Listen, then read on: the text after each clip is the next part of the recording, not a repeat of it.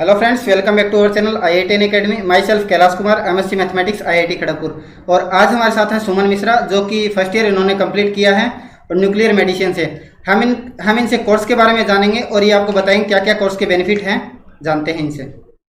Hi friends, मैं सुमन Mishra and मैंने graduation किया था केमिस्ट्री में इन कृष्णा गवर्नमेंट कॉलेज से, जो कि कल्याण यूनिवर्सिटी के अंडर है। और मैंने देन उसके बाद मैंने जैम में अप्लाई किया था एंड जैम में अप्लाई करने के बाद मैंने न्यूक्लियर मेडिसिन डिपार्टमेंट में मैंने सिलेक्टेड हुआ था। And I started my journey in the nuclear medicine from the year 2019 and now I have just completed my first year in nuclear medicine department and my second year. And in this department we are coming from the chemistry background, so here we will not be a part of department of chemistry, medical science and technology. And actually this department Kharagpur and Tata medical centre जो कि है कोलकाता में है, वो दोनों collaborate करके ये course शुरू किया है। Job of the nuclear medicine, the whole job of the nuclear medicine is based on the radio pharmaceutical. That is the most important part, because हमें अगर कुछ इधर जो मेन जो काम होता है कैंसर के ओरिएंटेड काम होता है। सो बहुत सारे कैंसर जो है हमारे बॉडी के अंदर होता है और वो हमें देखना होता। तो बहुत सारी ऐसी जगह है जो जहां पर हम काट नहीं सकते। तो उसके लिए हमें अंदर में कुछ देना होगा जो हमें उस जगह का इंफॉर्मेशन मुझे दे सकता है। उसके लिए हमें रेडियो फार्मास्यूटिकल के यूज किया जाएगा।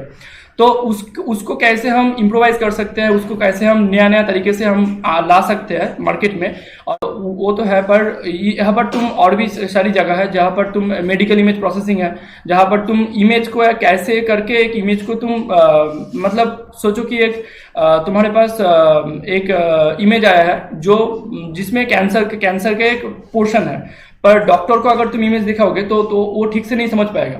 तो उसके लिए क्या करना होगा, मेडिकल इमेज प्रोसेसिंग में जो काम करता है उसको क्या करना होगा, उसको उस इमेज को उस कैंसर का जो पोर्शन है उस पोर्शन को ठीक से हाईलाइटेड करना होगा। उसके लिए क्या होता है, मेडिकल इमेज प्रोसेसिंग बहुत ही इंपॉर्टेंट है और इसमें भी हम रिसर्च कर सकते हैं और ये सारा काम इधर होता है। ओके, तो ये कितने साल का कोर्स है यहाँ? ये हमारे लिए 2 साल का कोर्स है ये।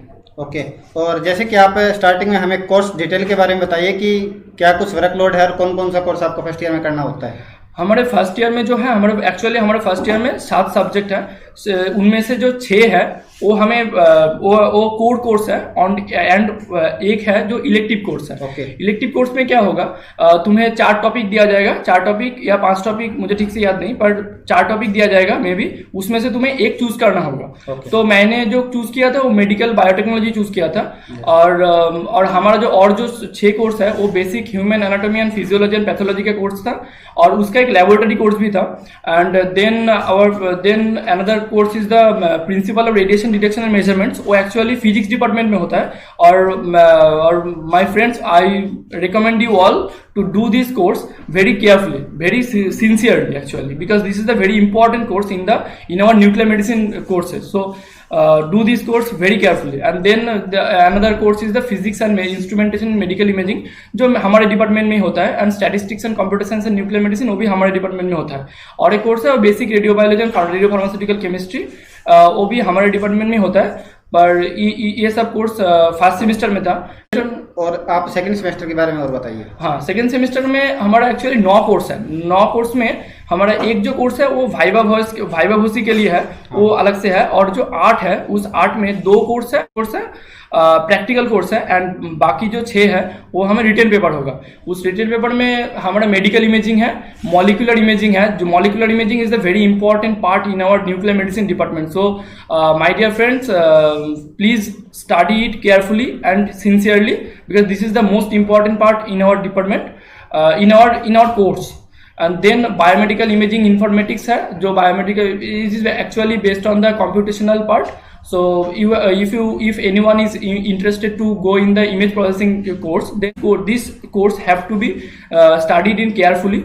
And then in the medical electronics part है, suppose because this is an interdisciplinary course, so you have a scope to go anywhere from your department.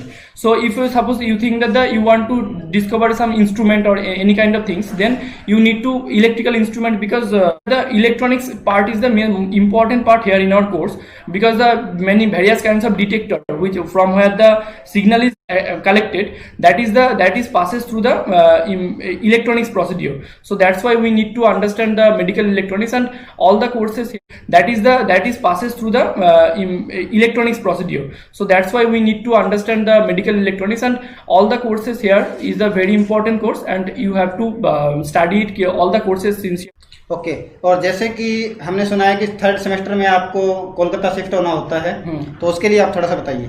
Kolkata shift होना पड़ता है ये ओके कोलकाता शिफ्ट होने से पहले मैं एक बात बोलता हूँ कि हमारे जो गैप रहता है second semester and third semester के first semester and second semester के बीच में, उधर ही हमें 21 दिन का एक ऑब्जर्वेशन शिफ्ट होता है। वहाँ पर जाके क्या करना पड़ता है, हमें जो काम जो हम लोग थर्ड सेमेस्टर में जाके हम लोग जो काम करेंगे उस काम को जाके उधर ठीक से देखना होता है कि हमें क्या करना होगा, हमें कैसा हमें अप्रोच करना होगा, क्या क्या इंस्ट्रूमेंट उधर है वो सब कुछ उधर देखना होता है। और हम लोग उधर जाके हमें फैकल्टी से उधर का जो फैकल्टी है उसके साथ हमें एक इंटरेक्ट भी हो जाता है, हमें हमारा वो एक बहुत ही इंपॉर्टेंट है। सो उधर जाके अच्छे तरीके से उधर सब स्टूडेंट जाके उधर ठीक से इंटरेक्ट करना, ठीक से देखना कि कहाँ पर क्या काम होता है, कैसे क्या काम होता है, उनको पूछना कि ये क्या है वो क्या है, ये बहुत ही इंपॉर्टेंट है। और वहाँ पर तुम जाके जो सीखोगे, जो तुम देख रहे हो उसको ही तुम्हें करना होगा थर्ड सेमेस्टर और फोर्थ सेमेस्टर में। उधर एक्चुअली बेसिकली उधर रेडियो फार्मास्यूटिकल्स जो लैब होगा वो है।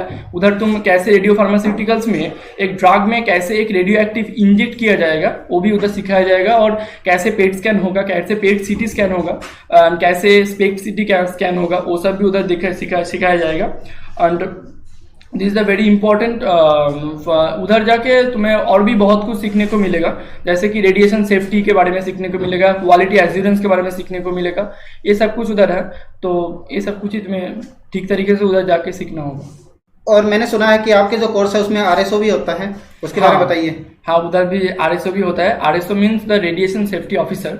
उधर एक्चुअली जो होता है तुम अगर तुम्हारा क्वालिफिकेशन MSc न्यूक्लियर मेडिसिन है तो तुम RSO में अप्लाई कर सकते हो। RSO actually AERB that is the atomic energy regulatory board, उसके वो कंडक्ट करते हैं और वहाँ पर एक एग्जाम होता है, और एग्जाम के बाद तुम्हें उधर तुम अगर अच्छा तो तुम्हारा एग्जाम होगा, उसके बाद तुम्हारा इंटरव्यू होगा। तो अगर तुम उन दोनों में ही सिलेक्ट हो गए तो पास हो गए तो तुम्हें RSO तुम्हें certificate that is the RSO licence दिया जाएगा। जैसे कि MBBS डॉक्टर का जो जैसे लाइसेंस दिया जाता वैसे ही RSO का भी एक लाइसेंस दिया जाएगा। अगर RSO का लाइसेंस तुम्हें मिल जाएगा तो तुम अगर जॉब भी पाओगे तो तुम्हारा जॉब में तुम्हारा सैलरी बहुत ही अच्छा होगा, क्योंकि RSO एक ऐसा लाइसेंस है जहां पर तुम्हारा जो मेन रोल होगा तो कैसे तुम्हें रेडिएशन सेफ्टी के बारे में, पूरा हॉस्पिटल का जो रेडिएशन सेफ्टी है वो रेडिएशन सेफ्टी के बारे में तुम्हें अवेयर रहना होगा, तुम्हें वो समझना होगा, ये सब कुछ इंपॉर्टेंट है। उसके लिए RSO का लाइसेंस रहना बहुत ही जरूरी है, क्योंकि हर एक कैंसर हॉस्पिटल एक्चुअली जहां पर रेडिएशन वगैरह काम होता है वहां पर एक RSO रहना ही पड़ेगा। उसके लिए तुम्हें RSO अगर तुम बनना चाहते हो तो थर्ड एंड फोर्थ सेमेस्टर में तुम्हारा वहाँ पर जो कोर्स है उस कोर्स को अच्छे तरीके से पढ़ना होगा, क्योंकि उस कोर्स में जो सिखाया जाएगा वो सब उसमें बहुत सारे कोर्स ऐसे हैं जैसे कि क्वालिटी एश्योरेंस, रेडिएशन सेफ्टी, वो सब कुछ RSO के इंटरव्यू के टाइम लगेगा और RSO के काम होता है ये। तो तुम्हें ये ठीक से पढ़ना होगा। और तुम्हें अगर RSO तो तुम्हारा पहले इधर आने के बाद तुम PhD में जाओगे तो भी तुम्हारा पहला गोल रहना चाहिए कि हमें RSO का लाइसेंस चाहिए मुझे। तो ये सब कुछ तुम्हें चाहिए। ओके, यहाँ क्या स्टाइपेंड भी मिलता है क्या? यहाँ पर स्टाइपेंड जो मिलता है तुम्हें यहाँ पर एक स्कॉलरशिप दिया जाएगा। उस स्कॉलरशिप में जो टॉप जो 50% जो स्टूडेंट होता है उस 50% स्टूडेंट को 40,000 रुपीज पर सेमिस्टर दिया जाएगा। ओके, जैसे कि यहाँ पर अभी कितने सीटें हैं यहाँ पर इस कोर्स के लिए? हमारे कोर्स के लिए 8 सीटें है। और जैसे कि हम आपसे जानना चाहेंगे कि यहाँ का जो डिपार्टमेंट है आपका वो कैसा है? डिपार्टमेंट अगर बोलूँगा इससे अच्छा डिपार्टमेंट मुझे नहीं लगता कि और कहीं पर मुझे मिलेगा, क्योंकि डिपार्टमेंट बहुत ही अच्छा है, बहुत ही हेल्पफुल है। अगर तुम्हें कुछ भी प्रॉब्लम होगा professor are always ready to help you, अगर तुम्हें कहीं पर भी तुम्हें कोर्स के बारे में अगर कुछ लग रहा है कि सर मुझे ये ठीक से नहीं हो रहा है, सर मुझे वो ठीक से नहीं हो रहा, तुम प्रोफेसर से जाके बात करना। Professor is always ready to help you. और HOD is very good and any kind of problem, my dear nuclear medicine students and juniors, any kind of problem please meet with him and talk to him, he will give a solution. और इस course को करने के बाद career opportunity क्या क्या है? Career opportunity जो है न्यूक्लियर मेडिसिन टेक्नोलॉजीज बहुत सारे कैंसर हॉस्पिटल है जहाँ पर न्यूक्लियर मेडिसिन टेक्नोलॉजीज का एक रोल होता है, तो तुम उधर भी अप्लाई कर सकते हो। और अगर हमारा कोर्स का जो मेन एम है जैसे कि पीएचडी करना, तो तुम अगर पीएचडी करना चाहोगे तो तुम इधर से पीएचडी कर सकते हो। तो उसके लिए तुम्हें 8 CGPA लाना होगा in total in total 3 semester you have to get the 8 CGPA, and otherwise you can qualify the national eligibility test, that is the NET or GATE, then you can apply here and the selection process। Okay, आप क्या suggestion देना चाहेंगे जो आपके juniors आएंगे उनको, आप क्या सजेशन देना चाहेंगे कि उनको कौन से कोर्स में जाना चाहिए? जैसे कि आप केमिस्ट्री से आपने IIT JM दिया है, तो आप क्या बताना चाहेंगे उनको कि उनको सबसे पहले प्रायोरिटी क्या रखनी चाहिए, कि उनको केमिस्ट्री फील्ड में जाना चाहिए, उसके बाद में क्या जाना चाहिए? अगर देखो ये जो टॉपिक है, हमारा जो टॉपिक है ये पूरा नया है, तो इसमें तुम्हें बहुत स्कोप है तुम्हें कुछ करने के लिए। अगर तुम इस कोर्स में आओगे तो तुम्हारा पहला जो ध्यान होना चाहिए कि मैं PhD। और जैसे कि आप टॉप रैंकर्स को क्या बोलना चाहेंगे जो कि अभी JM केमिस्ट्री का एग्जाम दिया उन्होंने? देखो एक्चुअली हमारा जो फील्ड में है उसमें रेडियो आइसोटोप का यूज बहुत अच्छे तरीके से होता है। तो किसी का अगर इंटरेस्ट है रेडियो केमिस्ट्री में, that is the radio activity which is also the part of our chemistry, so किसी का भी इंटरेस्ट है केमिस्ट्री में, सो रेडियो केमिस्ट्री में, so he can easily choose this course, he can without any hesitation, if also he want to pursue in PhD, then it is the best topic for him, that is my opinion। Because here तुम क्योंकि अभी जो होता है, अगर तुम्हारा subject को कुछ ऐसे काम के लिए यूज करोगे जहां पर तुम कुछ लोगों का फायदा हो सके, जैसे कि तुम इधर पेशेंट को अगर तुम्हारा जो कैंसर है उसको डिटेक्ट करने के लिए तुम इधर ये रेडियो फार्मास्यूटिकल यूज कर रहे हो, उसके लिए रेडियो आइसोटोप क्या यूज करोगे जिसमें जो रेडिएशन भी निकलेगा पर उसमें पेशेंट का कुछ नुकसान नहीं होगा। So in this time all the students are now in the lockdown period and all are free, so I recommend you all who are going to join here, so please study some nuclear medicine books and also study human anatomy and physiology, because that is very much important and the course is very large, and maybe all of you are learning the class 12, so that is the total anatomy is you are going to learn here in the 4 month only, so that is not sufficient to get a good knowledge in anatomy। So please start reading in anatomy, start reading the anatomy and start reading some nuclear medicine, the history of nuclear medicine, a book is there, I can't remember the writer, but there is a book which is based on the history of nuclear medicine and वगैरह ऐसा कुछ पढ़ के आना, मतलब पहले से कुछ थोड़ा बहुत पढ़ के अगर आओगे तो तुम्हें इधर आके थोड़ा बहुत हेल्प मिलेगा।